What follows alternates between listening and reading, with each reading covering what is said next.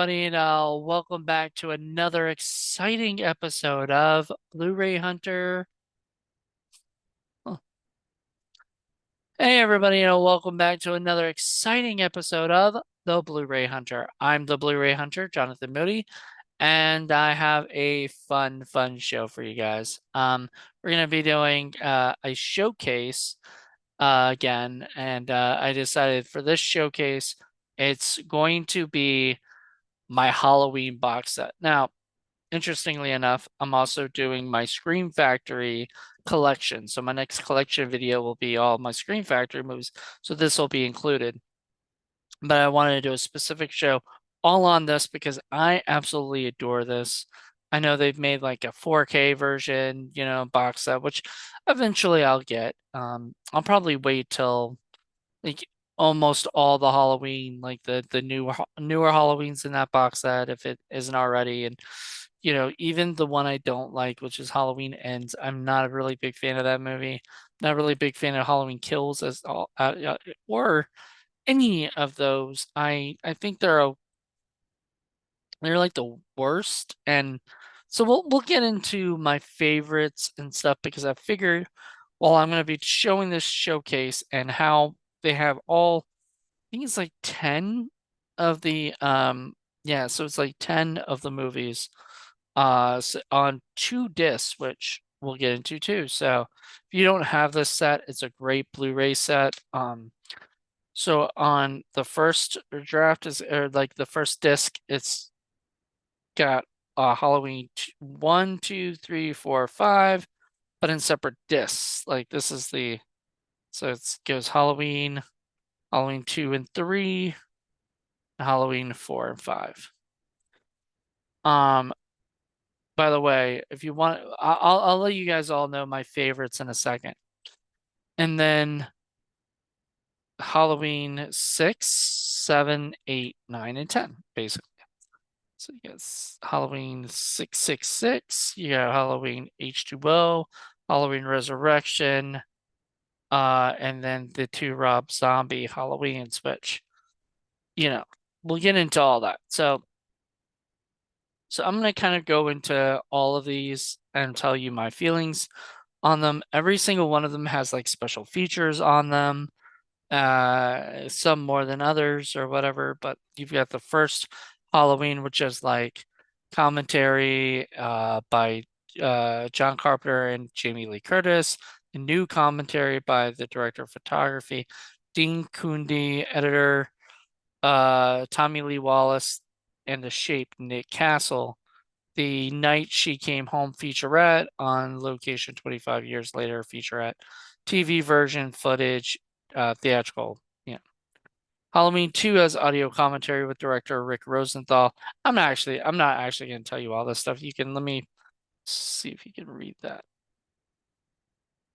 Pause on that. So you pause on that, you can read it. I'm gonna let you read what's on the other discs too, because there are a lot of special features. And I'm gonna go into the movies themselves a little bit, what I like, what I don't like. So first off, let's start with the first Halloween classic, probably my favorite of all the Halloween movies. So yeah, it's actually a toss up between this and another one in a second. I'll let you know.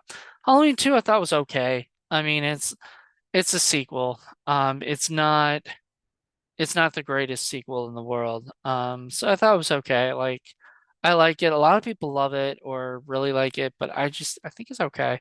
Like, it's not one I watch over and over again. I really like the director, um Rick Rosenthal. I really like him, but I felt like it was just, yeah. So then there's Halloween 3 Season of the Witch, which I like. Probably, if I don't like it more than the first Halloween, I like it close to the first Halloween. Like it's up there. I love that movie. I understand a lot of people's hatred for that movie because growing up people watched that movie thinking it was going to be about Michael Myers and it really wasn't. and they got really upset about that. But like, what can you do? Um, I didn't mind it. But also I didn't grow up like thinking, oh, this was gonna be that way, so I get it. It's just the same thing as I like Chud 2, you know. A lot of people hate Chud 2 because it's not the first movie, or whatever, but I liked it.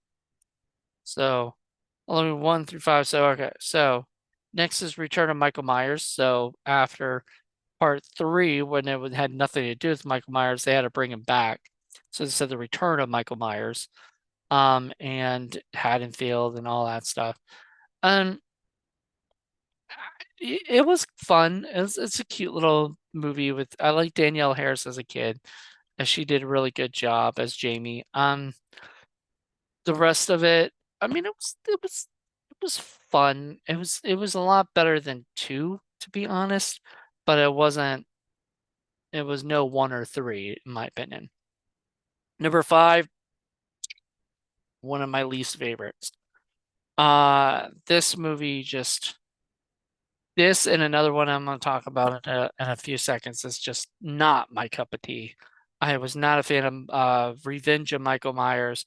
I really hated the fact that they pulled a Friday the 13th where they had Danielle Harris looking like she was going to be something really cool, like a killer, and she turned out to be like the next movie she was like mute like the whole time or whatever and shit. So it was just like it was not that good.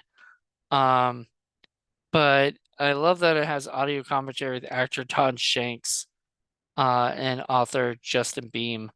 Um, Halloween 4 has commentary with Ellie Cornell and Danielle Harris, so at least it's got a little bit of commentary with cast and stuff. I think that's cool. Oh, and Revenge of Michael Myers has audio commentary with the Dominique Gerard or whatever, and the actors Danielle Harris and Jeffrey Landman. Um, Look, a lot of people are up in arms about part five. Some people probably like it. I just not my cup of tea. Halloween 6 also was okay. I have both this and the producer's cut, and I don't even know which one I like better yet. I have not watched both of them enough to decide. Someday I'll really like watch them maybe back to back and I'll decide which what I like. Maybe I'll do that closer to Halloween for like horror film lovers. Yeah, I think I might do that. Um, Unfortunately for this one, it's only got theatrical trailer, TV spots, and still gallery. It does not even have commentary or anything, which is kind of lame. Halloween H2O, new commentary with Steve Miner and stuff and other whatnot. And Jamie, I think, and Jamie Lee Curtis, moderated by my buddy Sean Clark there. That's awesome. Um, and it's got like behind the scenes and stuff. But Halloween H2O, I I remember really liking, and then I rewatched it recently, like a couple years, and I was just like, it was good. It was fun. It was entertaining, but it wasn't like I'd probably watch it more than any more of the other ones. So I'll give you my full like ranking in my head right now. I did not write any of this down, so I'm just gonna have to kind of make do. Uh, Halloween Resurrection, the first Halloween movie I ever saw in the theater, and I was alone, so it should have gave you a thought at night, close to Halloween. I was alone in the theater. I was at the Kimball Theater, which sort of still around. Um, but I went to see it and it was just like, nobody was there. That it messed up. They had to start all over again or whatever. Just like messed up on us, and I was just like, I don't care. So I watched it and I was like, this sucks. Like Buster Rhymes, just it was just it was awful. It was not good. So yeah, Halloween Resurrection, not my favorite. Um, yeah. So then there's Halloween 2007. and Halloween, which is Rob Zombie's Halloween, and Rob Zombie's Halloween 2. Um, I haven't seen part 3 enough. Or part 2 enough. I need to watch Rob Zombie's Halloween 2. I've seen Halloween, and the only problem I have with it is Rob Zombie can't write for teenage girls. It just felt like they were him. Like if I were a teenage girl, what would I say? You know? And it was too many like F-bombs and other things that just made me feel really weird and I didn't like it. And so I didn't buy it, necessarily, but I didn't hate it. Like a lot of people I think had a lot of hate for it in the beginning because it was Rob Zombie doing Halloween. Like I'm sure if Mike Flanagan did Halloween, everybody would be up in arms anyway because when David Gordon Green did it, everybody was going crazy. Like, how can you remake Halloween again? Um, and then he didn't even remake it. He did a requel thing, which I fucking hate. And he's doing it again for that Exorcist, which I will not watch. I refuse to watch. And I think if you don't want it to keep happening, like him to keep working like that and doing these things, we need to we need to it to be a poor box office. This feeling is gonna be decent, you know. I mean, that's the problem with Blumhouse is their budgets are so small that as long as you get like 30 million or 40 million, you're usually because I think their budgets are like 15. So if you get at least 30 million, you get double the thing. But you want more than that. If they get 50 million, they're golden, and stuff. So, but anyway, so yeah, I like them, but I didn't love them. Like they're okay. So let me go into my ranking real quick. So number one is my number one favorite one is number one. My second favorite will be part three, I guess. I'll say part three because part one I've watched way more than part three, and I've loved both of them. Next I will probably put H2O, after that. So that's number three is H2O. Number four is Halloween 4. Um, Number five is I'm gonna say Rob Zombie's Halloween. First one would be number five. Number six would be Halloween 666. Number seven would be um Halloween 2 would be seven. Halloween or number eight is Halloween 2, Rob Zombie's Halloween 2. So both twos are kind of next to each other. And then number nine would be this is gonna be tough. Probably part five. Because I really hate Resurrection. That's last. 10 is Resurrection. So that would probably be my ranking of the Halloween movies and stuff. So yeah, that's it for my showcase, and I did a little bit of a ranking. So you probably weren't expecting that.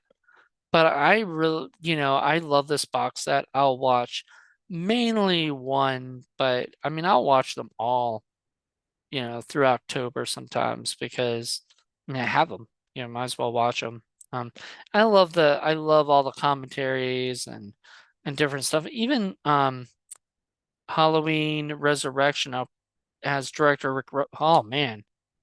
So Halloween 2 and Halloween 8 has Rick Rosenthal. So maybe I'm not really that big of a fan of him um as a director.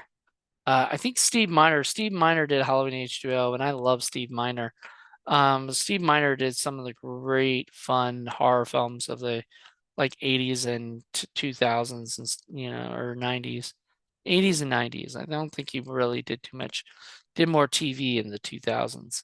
Um but I really really really adore his stuff, so I I love I love all those movies. So that's my showcase.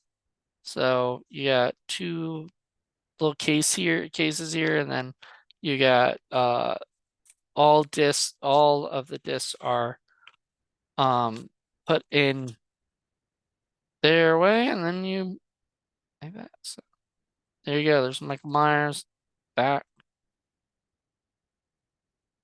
Uh, Loaded with audio commentaries and other shit. So if you want to, Scream Factory did a great job with this.